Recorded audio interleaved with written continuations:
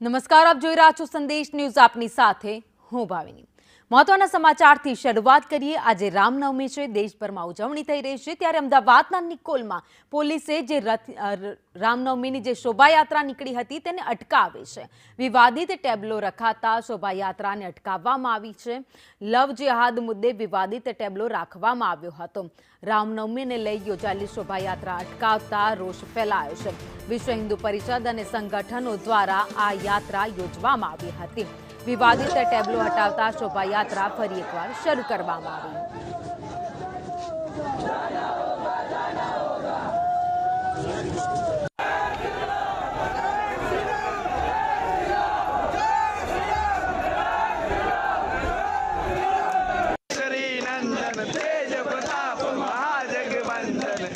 દેશભરમાં રામનવમીની ઉજવણી થઈ રહી છે, ત્યારે અમદાવાદમાં પણ રામનવમીની ઉજવણીને લઈને શોભાયાત્રાનું આયોજન કરવામાં આવ્યું હતું. શોભાયાત્રા નીકળી તેમાં અલગ અલગ ટેબ્લો રાખવામાં આવ્યા હતા, પરંતુ આ ટેબ્લોમાં લવ જેહાદનો ટેબ્લો રાખવામાં આવતા અટકાવવામાં આવી હતી.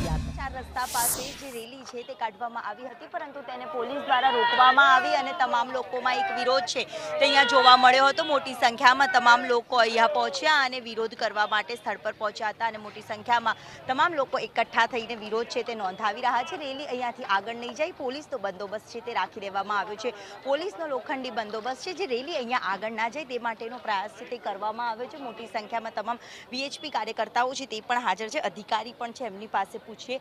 સર, સમગ્ર જે વિવાદ હતો, વિવાદ ઠાળે પાડવાનો પ્રયાસ છે તે પોલીસ દ્વારા કરવામાં આવી રહ્યો છે. આખો શું વિવાદ હતો? જે આજે શોભાયાત્રા નીકળી હતી એમાં એક ટેબ્લો હતો જે થોડો વિવાદાસ્પદ હતો. જે ટેબ્લો પરમિશનમાં બી આવી કોઈ પરમિશન નહોતી, જેથી ટેબ્લો હટાવવામાં આવેલો છે અને હાલ અહીંયા આગળ એ લોકો યાત્રા અટકાવી છે અને પૂરતો પોલીસ બંદોબસ્ત રાખવામાં આવ્યો છે. ટૂંક જ સમયમાં સોલ્યુશન આવીને ફરીથી યાત્રા ચાલુ થઈ જશે. યાત્રાને આગળ વધારવામાં આવશે કે પછી અહીંયાથી પરત ફરવાનું કહેવામાં આવશે? આગળ યાત્રા વધારીને પૂરી પોતાના રૂટ ઉપર થઈ જશે. જરૂરી કાયદો અને વ્યવસ્થા સચવાઈ રહે તે ઉદ્દેશ્ય સાથે અહીંયા પોલીસ પ્રશાસન છે જે સ્થળ પર પણ પહોંચ્યું છે અને મોટી સંખ્યામાં જે વીએચપીના કાર્યકર્તાઓ છે જે રેલી રોકવામાં આવી હતી તેને લઈને સ્થળ પર વિરોધ છે તે પણ કર્યો હતો. જોકે તમામ રેલી છે તે શાંતિથી પતે અને શાંતિથી પતે તે માટેનો પ્રયાસ છે જે પોલીસ તંત્ર દ્વારા જે છે તે કરવામાં આવી રહ્યું છે. મોટી સંખ્યામાં વીએચપીના કાર્યકર્તાઓથી લઈને સૌ કોઈએ રામધૂન બોલાવીને વિરોધ છે તે કર્યો હતો અને સમગ્ર વિવાદને ઠાળે પાડવા માટેના પોલીસ અધિકારીઓ છે તે લોખંડી બંદોબસ્ત સાથે સ્થળ પર પહોંચ્યા છે. કેમેરામેન ચેતન પરમાર સાથે દિવ્યા ચૌહાણ, સંદેશ ન્યૂઝ, અમદાવાદ. અમદાવાદમાં શોભાયાત્રાનું આયોજન કરવામાં આવ્યું હતું, ત્યારે આ ટેબ્લોને અટકાવવામાં આવ્યા હતા. શોભાયાત્રાને અટકાવવામાં આવી હતી કારણ કે આ ટેબ્લોમાં એક લવ જેહાદને લઈને એક ટેબ્લો બનાવવામાં આવ્યો હતો, જો કે તેની પરવાનગી લેવામાં નથી આવી તેવું પોલીસ અધિકારીનું કહેવું છે અને એટલા જ માટે તેને અટકાવવામાં આવી હતી.